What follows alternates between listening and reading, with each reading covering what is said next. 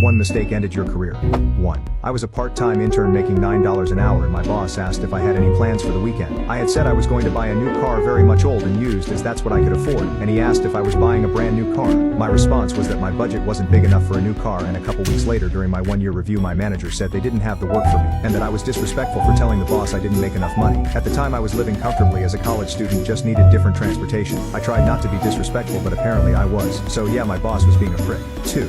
Got a job helping the IT guy who didn't want anyone moving in on his territory. I didn't know this at the time. The first thing he asks me for is a list of my strengths and weaknesses, which I write out and give to him. He takes my list of weaknesses to the boss and convinces him that I shouldn't have been hired. I was fired 10 minutes later. He told me that he wanted the list so he could give me jobs that I was good at while he did the jobs that I wasn't. It was my first IT job working under someone, so I thought it was a fair request.